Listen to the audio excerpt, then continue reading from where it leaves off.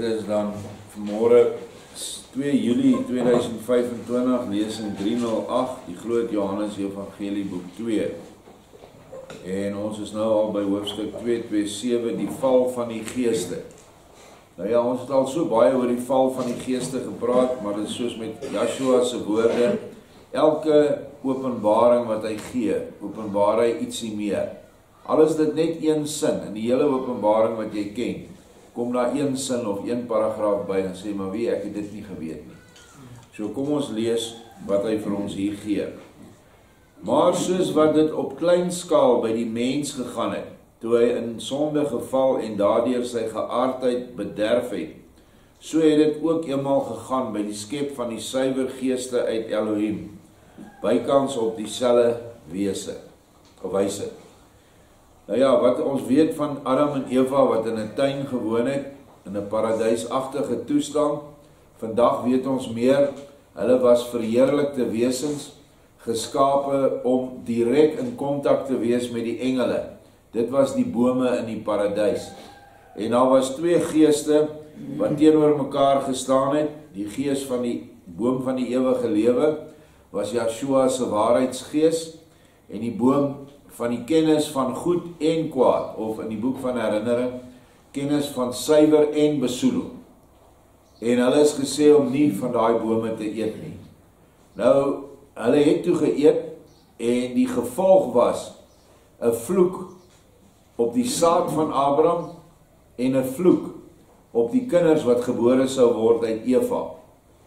Baie mense vertel vir jou, Kain is die duiwel se kind, en Satan het na hy met haar gemeenskap gehad het, dit is die appeltjie wat ons gekry het, of verstaan het, is die appel, dit is 'n daad van ongehoorsaamheid, is hy nou die pa, maar dit is nie so nie, want in Genesis 4 vers 1 staan, en Adam het vir Eva beken, en Kain is gebore.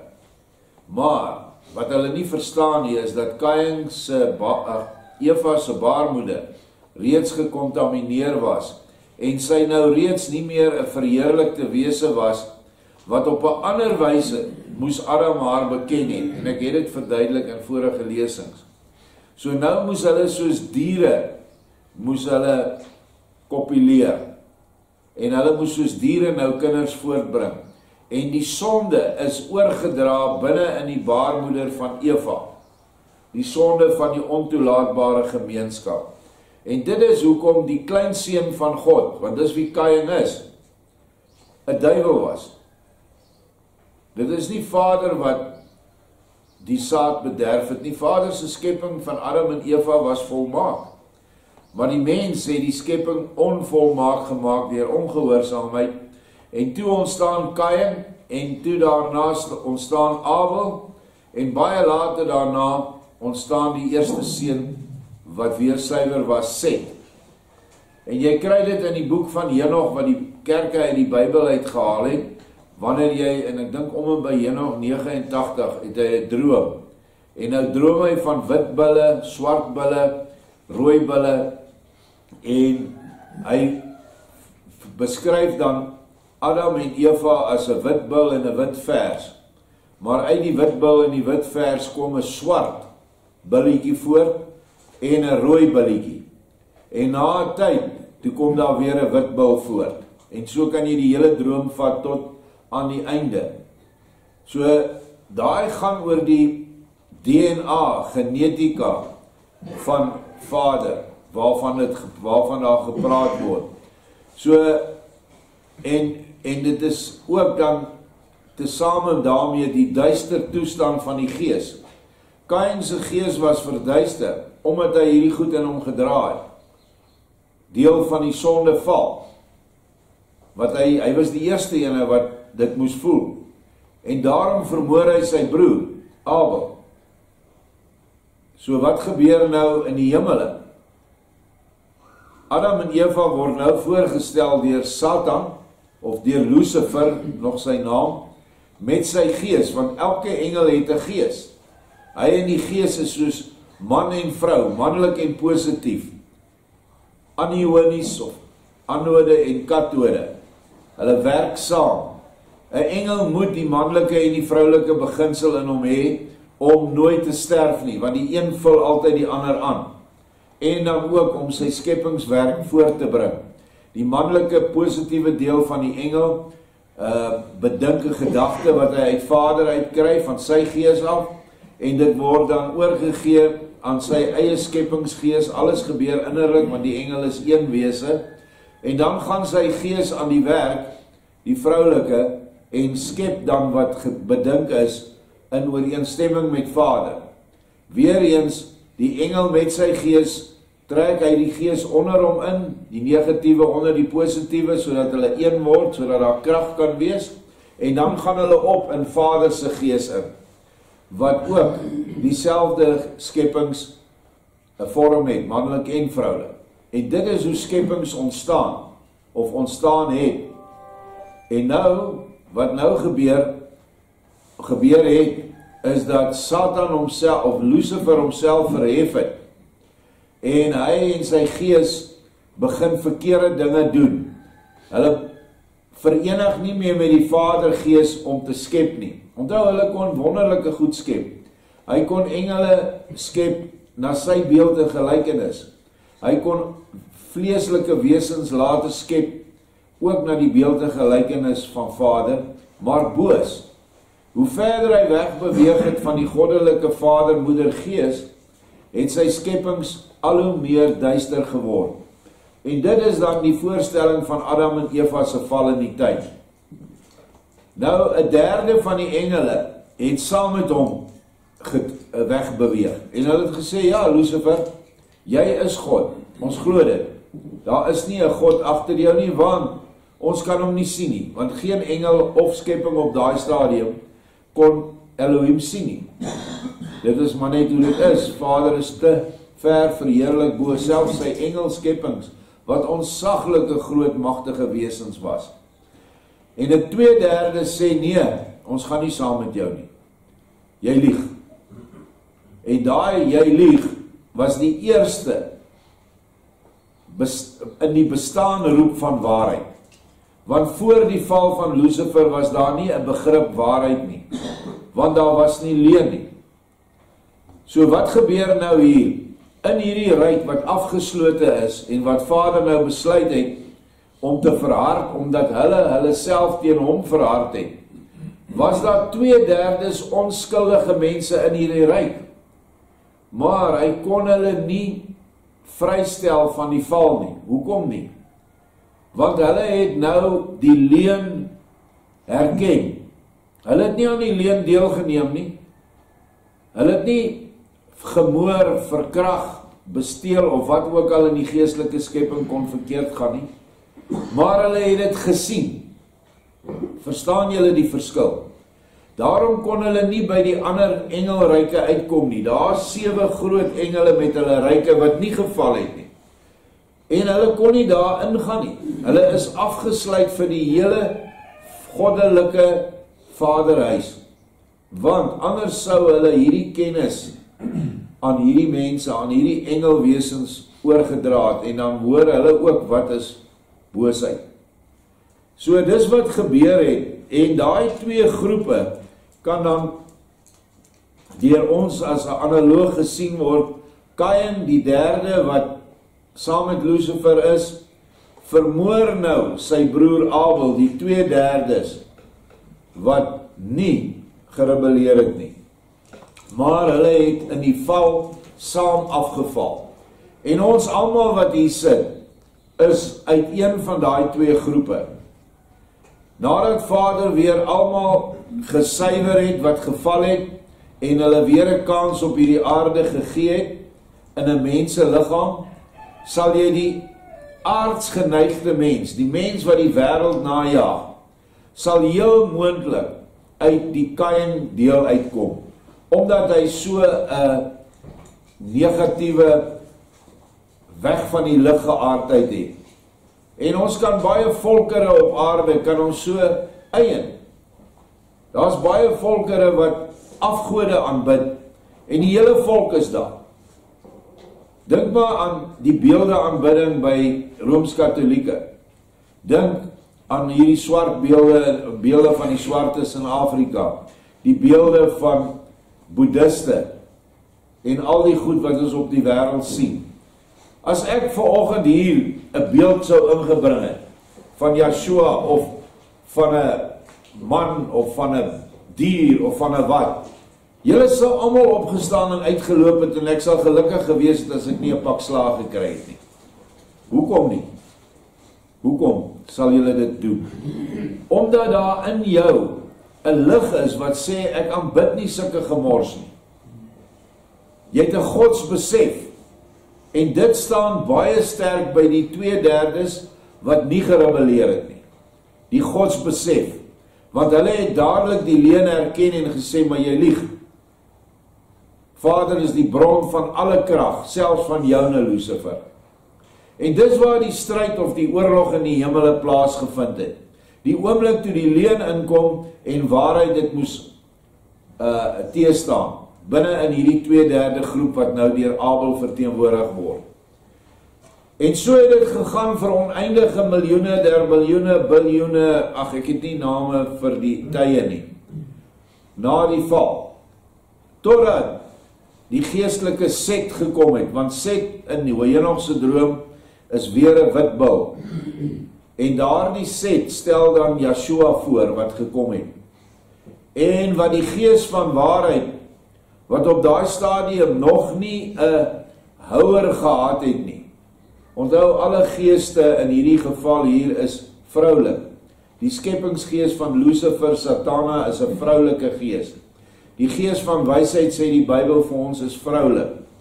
Die gees van waarheid, as jy die Hebreëse grondteks lees, is 'n vroulike gees, want dit 'n vroulike agtervoegsel. In elk geval word daai gees trooster genoem, nou kan jy mos duidelik aflei daaruit dat dit 'n vroulike gees is.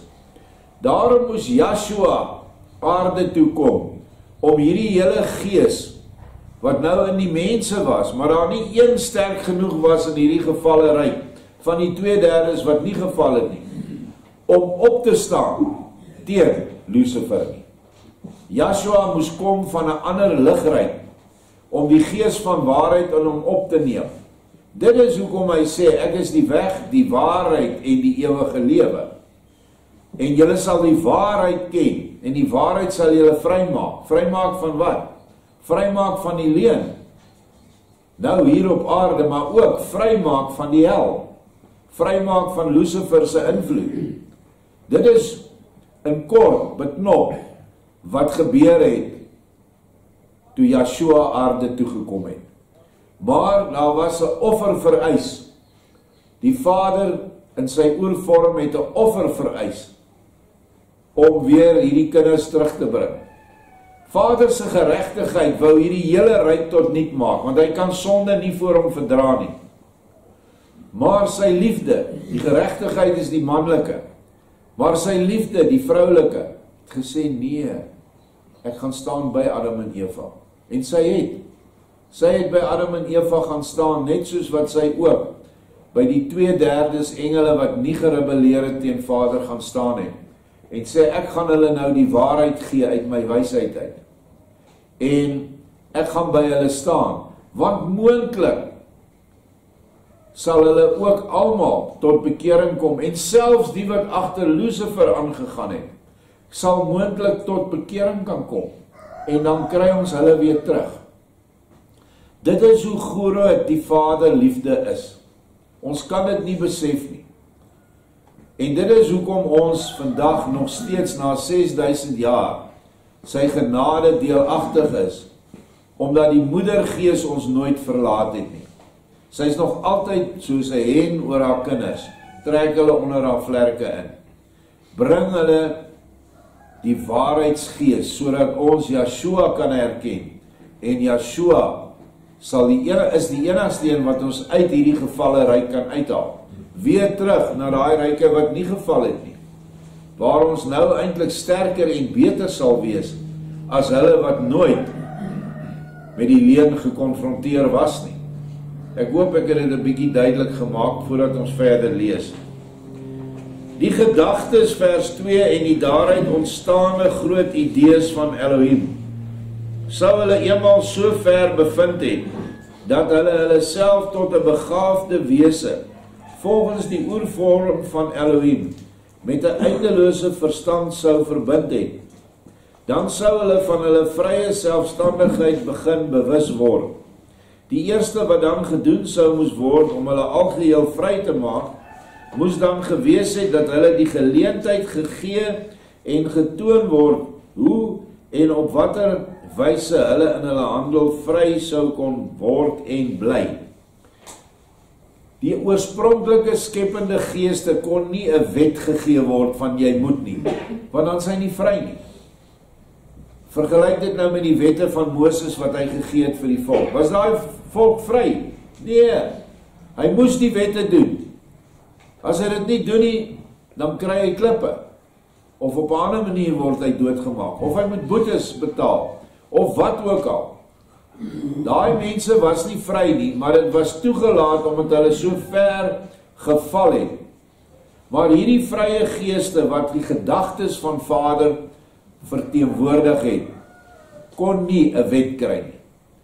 Eerste gedagte wat uit Vader buite homself gestel is, ek kan nie sê eintlik buite hom nie, want buite sy gees is bestaan niks nie, maar buite sy oervorm was liefde. En daardie liefdesgedagte het 'n engelgees geword. Hy het nog 'n gedagte uitgestuur, lig. Daardie lig het 'n engelgees geword, wat ons dan nou ken vandag as Lucifer, wat nou nie meer bestaan as 'n ligwese nie, maar as 'n duisterwese, vasgevang in die kors van die aarde, en met die vermoë om ons te pes bo op die aarde. En die derde groot gedagte wat uit hom uitgegaan het, was ewige lewe. En uit daai 3 gedagtes, wat 3 engelwesens was, het daardie 7 aartsengele voortgekom. Hulle is geskep deur daardie 3 hoofengele.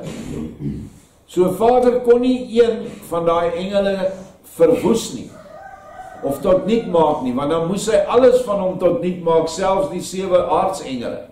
Kan julle sien hoe moeilik dit is om te sê, maar hoekom het hy sommer net vir Lucifer van die map afgevee nie? Hy kon nie. Hy moes hom die kans gee om weer terug te kom, maar gelukkig het Vader alles voorsien dat elke een van sy engelgeeste, omdat hulle vry is, kon hulle ook teen hom draai. Hy het dit voorsien, en hy het 'n rugsteenplan gehad, die mooi Afrikaanse woord vir 'n backup.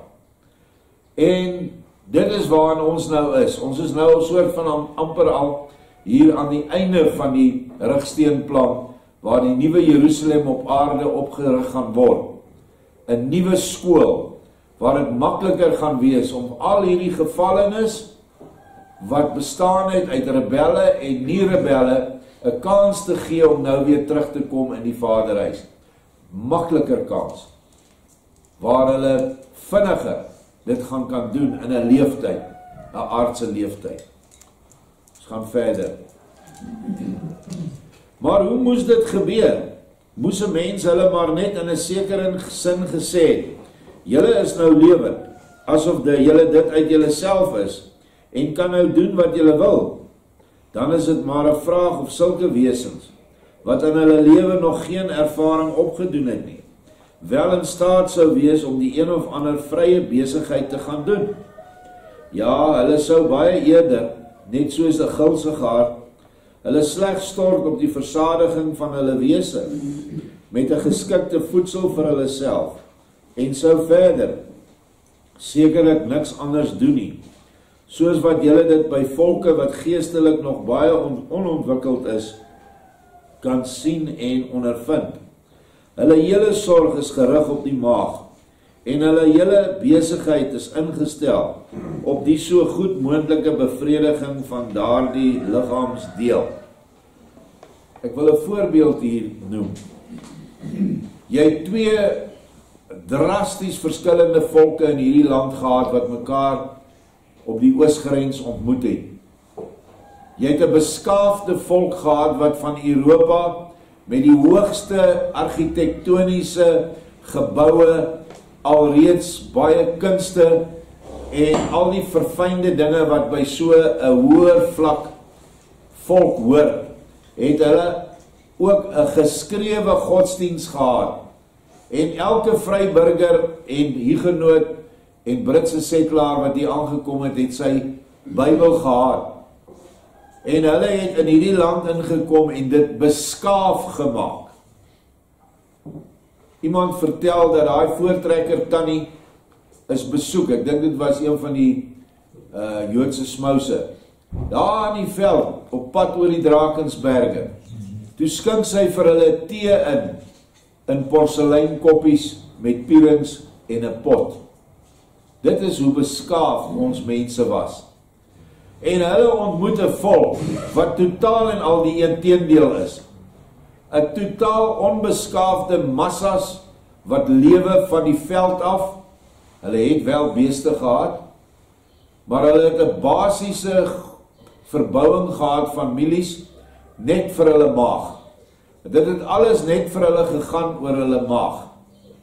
As hulle wil doodgemaak het, was dit om te eet. Dieselfde met die Boesmans. Almal ken die Boesmans se verhale, ek ken dit uit die skool uit.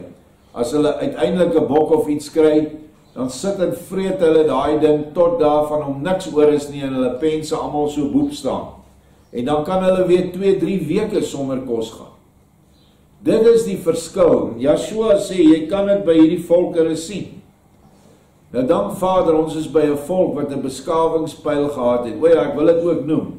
En hulle het geen geskrewe godsdiens gehad nie.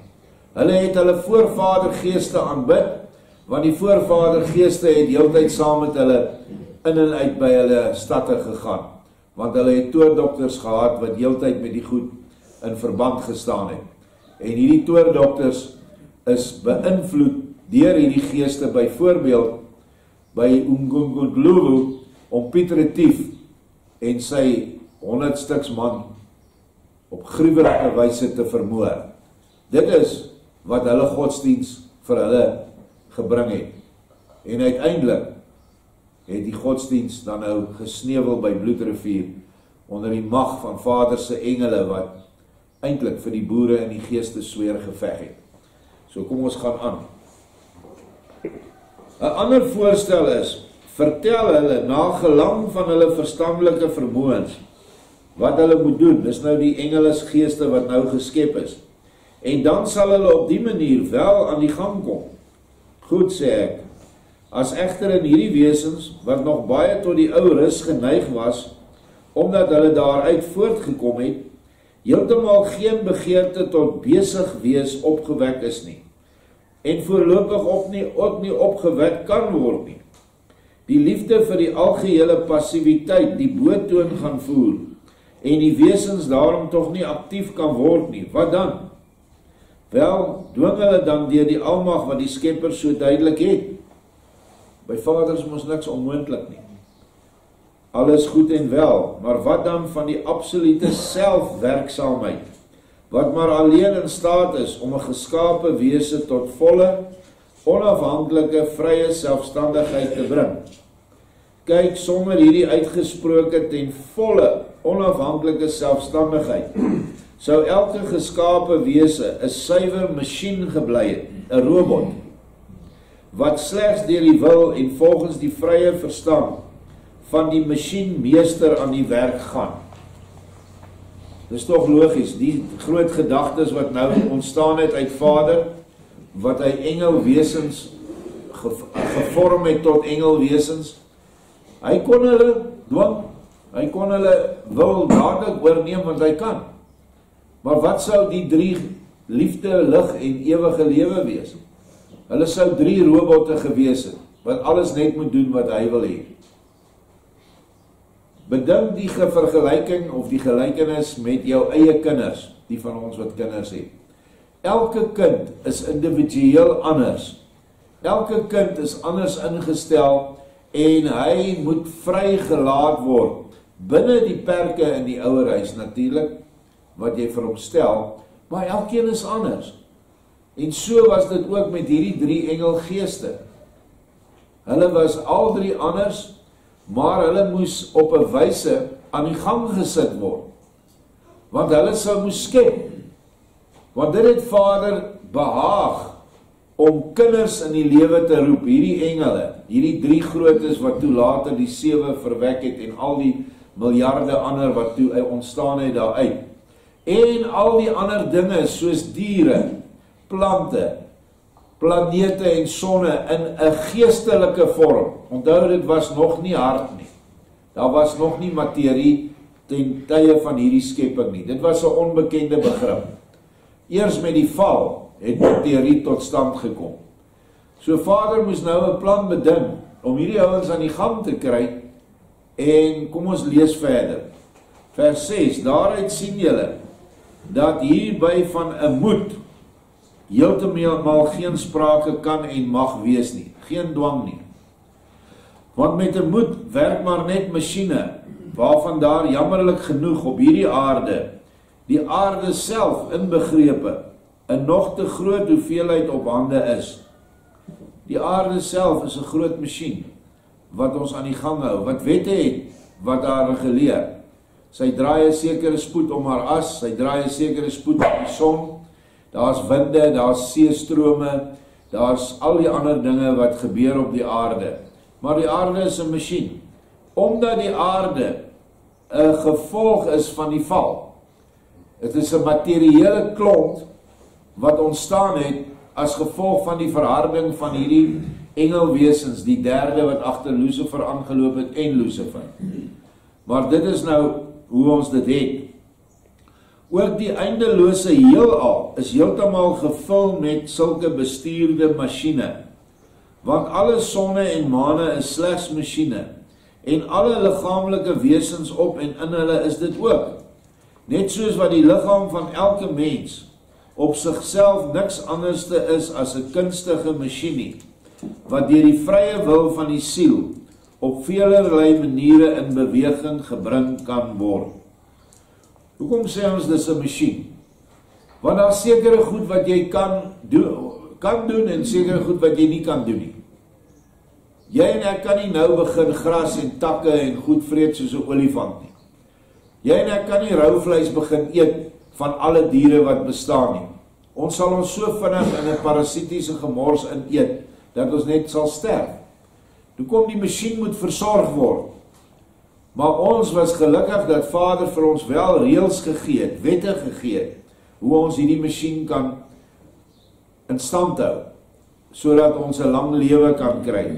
Maar nog steeds is dit die siel wat 'n vrye wil het. Want die siel moet 'n vrye wil hê ten alle tye.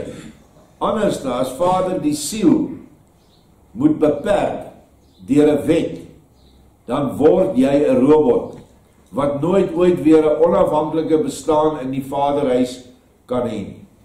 Ek dink almal verstaan dit. So, ons het 'n masjien, maar ons is lewende siele. Die liggaam is net vir ons 'n ruimtepakkie vir hierdie aarde. As dit egter so en onmoontlik nooit anders kan wees nie, hoe sou die eers geskape, rein geestelike wesens dan tot beperkte vrye selfstandigheid en van daaruit hulle self tot volle selfstandigheid kon kom? Kennelik is daar geen enkele ander manier as met 'n jy sal gebod nie, hoewel nie so dwingend as by Adam nie. So die jy moet word verander in 'n jy sal. As jy dit doen, sal jy dit en dit doen.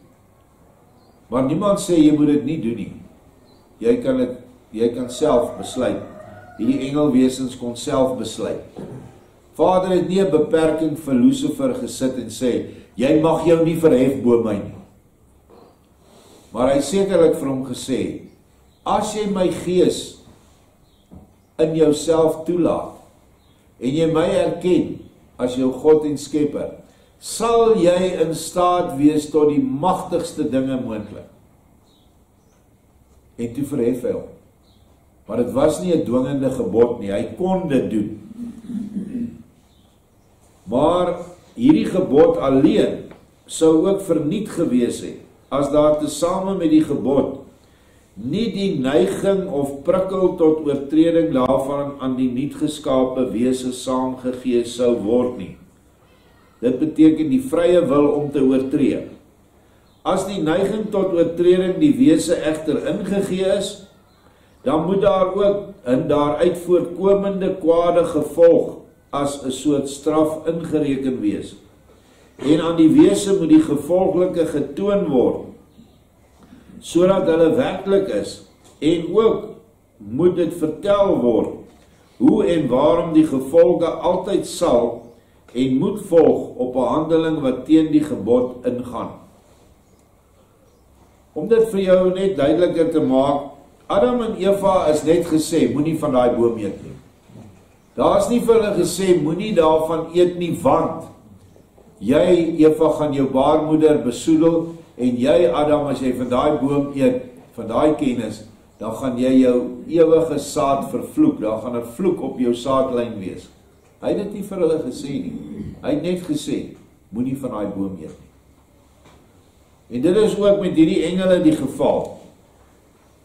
Hy het vir hulle die jy sal gebod gegee, en hulle moes daarby bly, en hulle het nie. Wel, een van die 3 engelgeeste wat buite homself geplaas is, het nie. Ja, 'n mens moet die wesens selfs toon dat die wese wat die gebod oortree, miskien in die begin wel 'n kortstondige voordeel kan hê, maar dat daaruit later altyd 'n langdurige nadeel sal voortkom, wat slegs met baie moeite en inspanning tot niet gemaak kan word. Daarmee voorsien kan die niet geskape wese eers ware gebruik gaan maak van sy vrye verstand en die daaruit voortvloeiende daadkrag. En dan mag dit gaan soos wat dit gaan, krom of reg, goed of sleg. Kort en klaar, die niet geskape wese word nou uit homself werksaam en begin so aan die vernaamste episode tot die volle en egte selfstandigheid te werk. En uiteindelik by alle geskape intelligente wesens gaan dit daarom. Want so word selfstandigheid bereik, hoe dan ook, op 'n kort of op 'n langer weg, en die totale vernietiging van die eens geskape verstandelike wese word daardeur afgewend. Oor die selfstandigheid voorlopig egter iets, of die selfstandigheid voorlopig egter iets salig, of iets onsalig is, dit is dan uit die oogpunt van die Skepper nie belangrik nie. Want vir elke wese is 'n deur oopgelaat om langs die uitgestippelde pad die saligheid te bereik. As hy wil, dan is dit goed vir die wese. Wil hy egter nie, ook goed, want niemand anders het daaraan skuld nie, behalwe alleen die wese self. Hy behou sy selfstandigheid vir ewig. Salig of nie is dan nie belangrik nie, want in die grond van die saak moet hy as skepsel tog voldoen aan die totale orde van die Skepper. Dit is hoekom Vader ons op aarde vry laat om te doen wat ons wil. Want hy kan daai vrye wil, byvoorbeeld van 'n ateïs of 'n heiden, nie met sy wil verander nie. Hy kan net sê, nou glo jy, en dan sal 'n ateïs glo. Maar dit is nie 'n vrye selfstandige wese meer, want hy moet self tot die insig kom, want die siel moet daai besef kry, sodat die siel dan oor kan gaan, wanneer hy die liggaam aflê, om dan 'n selfstandige lewe binne Vader se koninkryk te bereik. Want Vader het nie plek vir robotte nie. Daar is nie plek vir robotte in die koninkryk in die hemel nie. So moet dit altyd onthou. Dis net so goed, ek en jy wil nou vir ons selfoon liefraak, of vir ons rekenaar. Hy kan net doen wat hy geprogrammeer is om te doen, daar is niks verder nie. Jy kan nie vir so 'n ding liefraak. Jy kan vir jou kind lief wees, al is hy stout, maar hy is 'n vrye, selfstandige wese, en so was hierdie engele ook wat oertyd geskape was. Nou dat ons dit weet, sal dit nie meer moeilik wees om die val van die eerste geskape reingeeste daarmee onder woorde te bring nie, want hulle het ook 'n gebod gekry, en daarby die noodsaaklike prikkel om dit te oortree, met daaraan verbonde kortstondige voordele. Daarteenoor staan wel geen besondere prikkel om die gebod te hou nie, maar wel die duidelik gestelde vooruitsig op die ewige voordele, wat, al is dit ook iets wat later, tog altyd verseker op die navolg van die gebod sal en moet volg. Dat 'n gedeelte van die wesens toe die gebod nagevolg het, en 'n gedeelte nie, is duidelik in die sigbare materiële skepping te sien, wat as 'n oordeel of as 'n straf op die nie hou van die gegewe gebod moes volg, en op sigself in 'n geestelike opsig niks anders is nie as die langer weg na die salige vrye bestaan van die geskape geeste. Ons het dit nou al behandel dat die verharding van die geestelike bestaan of die ryke, die realm waarin die geeste geskep was, het die lig skepping, gees, se ryk, het verhard. En daar het 'n einde, tyd het beskikbaar geword of sigbaar geword. Tyd, ruimte en materie. Hoekom? Want as daar 'n eindtyd is aan iets, dan kan iets binne in daai afgeslote tydsruimte ryp word en daar uitkom. Anders sou al die gevalle geeste wat gerebelleer het en die wat nie gerebelleer het nie, vir ewig in hierdie onsalige toestand verkeer het van geveg, leuen teen waarheid, die mooi teen die lelik en al die dinge wat ons nou weet wat gebeur het. Maar omdat daar 'n dood in alles gekom het, alles wat hier om ons is, wat jy hier sien in hierdie vertrek, gaan nie meer oor 1000 jaar bestaan nie. Dit gaan weg wees. Dit gaan opgelos wees in stof, of dit gaan niks wees nie, of dit gaan iets anders te wees. Ook so ons liggame. Maar al wat in hierdie vertrek is, wat vir ewig gaan bly leef, is ons siele. En dit is waaroor alles gaan. Adam en Eva, deur nie te geluister het na Satan in die tuin van Eden, kon die pad baie korter gemaak het vir die mensdom. Baie korter. Hierdie hele lang geveg deur die stamvaders, deur die vloed, deur alles wat Israel ervaar het tot by Yeshua se koms, sou dalk nie nodig gewees het nie. Ek weet nie of Yeshua nog moes kom sterf het as Adam en Eva nie oortree het nie, en die nageslag ook nie. Ek het nie daai kennis nie. Maar hulle sou dan nie vleeswesens gewees het nie, so Yeshua sou nie hoef in die vlees te gekom het nie. Wat is vlees? Daardie liggame van Adam en Eva was lig, en bloed se definisie is gestolde lig. So daai ligwesens het gestol, verhard en materie geword, die vleis wat ons nou is. En die lig wat hulle gehad het, waarmee hulle nou in die ryk van die geeste kon kommunikeer en leef, het nou bloed geword. So nou moes 'n bloedoffer gebring word vir hierdie groot val, wat Yeshua toe gebring het vir ons. En nou is ons weer op die pad terug vir 2000 jaar, is die weg oop vir almal wat Yeshua aanvaar, en wat sy offer op hulle self betrek, en handel volgens sy leer.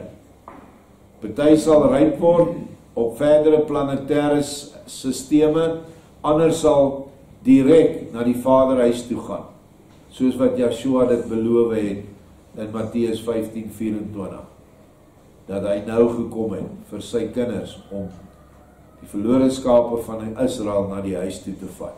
En dis nie daai klomp Jode daar in Jodeland nie, asseblief. So, hierdie dinge is so groot, maar nou dat hy dit vir ons oopbreek, verstaan ons dit baie beter.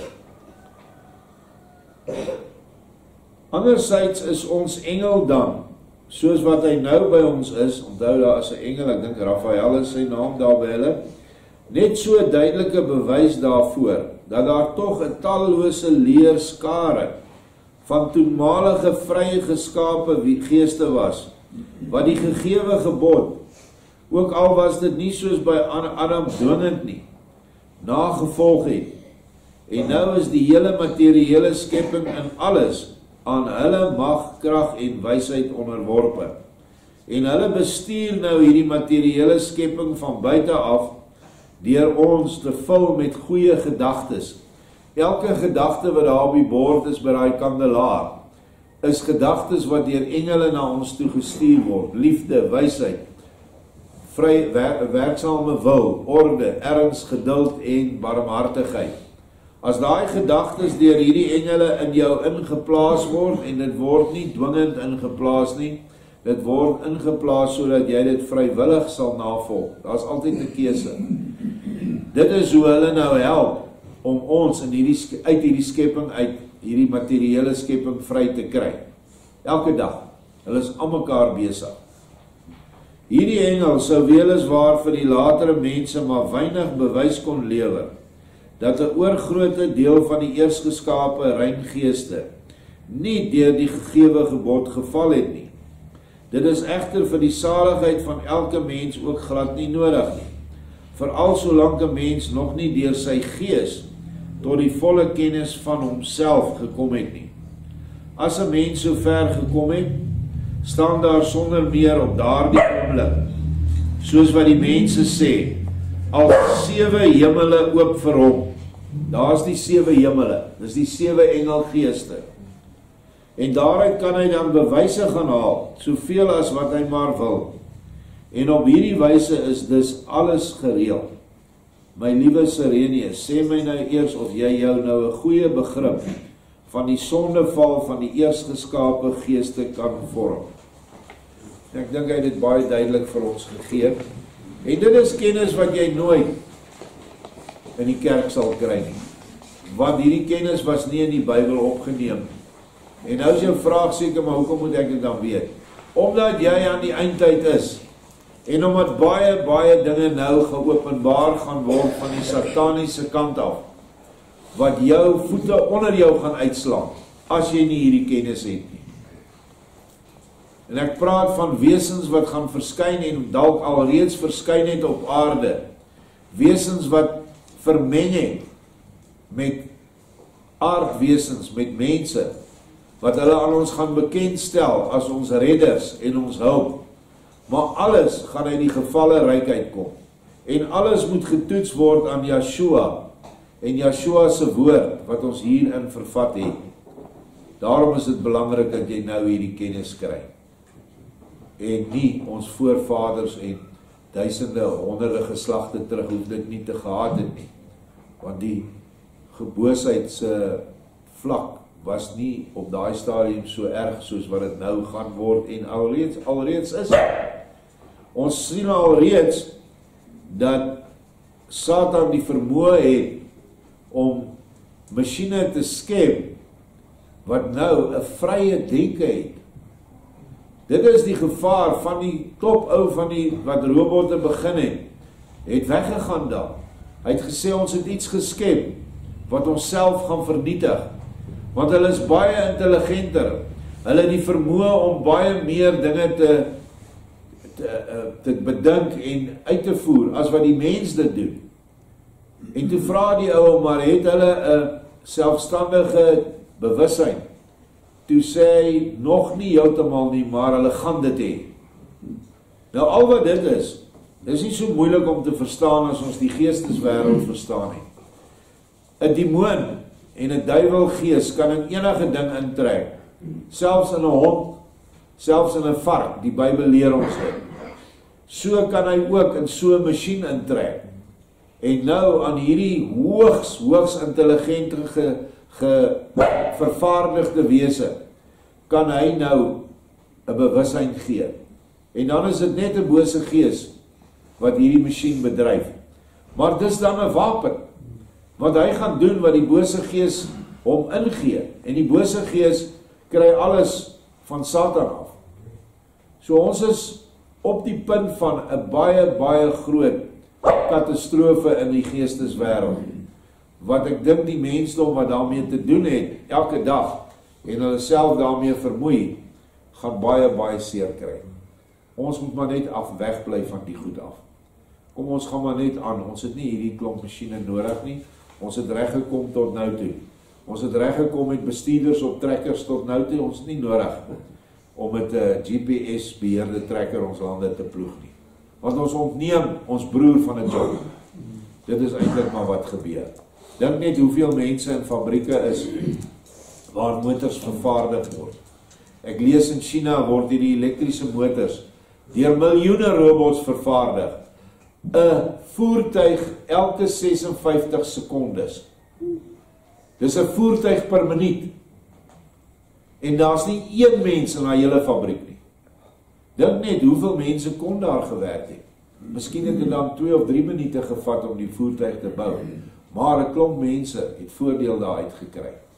So dis waar ons staan, dis hoekom Vader vir ons hierdie goed gee, wat gebeur het met die val van die geeste. En moenie dink dat Lucifer 'n klein rooi mannetjie is met 2 horings op sy kop en 'n hooivark in sy hand en 'n lang stert nie. Hy is 'n magtige wese wat geval het, maar wat nog steeds al die verstandelike vermoëns het wat hy gehad het, wat hy deurgee aan die wêreld, want hulle dien hom. Elke een wat 'n atoombom maak en wat hierdie verskriklike doodmaakwapens maak en biologiese wapens en die lug vir ons besoedel met chemtrails en al die goed, alles kom van hom af. Want hy weet waarmee hy besig is. Hy moet dit doen om die mens te blokkeer om Yeshua te kry. En hy doen alles. En ons is die slagoffers. En hy doen dit deur wat ons eet, deur wat ons inasem, deur wat ons hoor, deur wat ons sien. Hy het selfs die musiekfrekwensie verstel hier in die vroeë 1920s. Het hulle die frekwensie waarop alle instrumente ingestel is. Ek kan nou op hierdie klavier, en ek kan in Rusland 'n klavier kry, 'n E is 'n E, en dan stel ek my eerste snaar van die gitaar op E. Maar hulle het als afgebring vanaf die frekwensie wat ons liggame nodig het om positief te vibreer. En so is alles, selfs die musiek wat ons na luister, alles dit, hoe mooi, kry ons nie die voordeel meer van resonering binne in ons wese daarvan nie. Maar alles wat jy kan aandink, is Satan nou, het hy gegooi teen die mens. Veral die mens wat Yeshua liefhet en wat hom getrou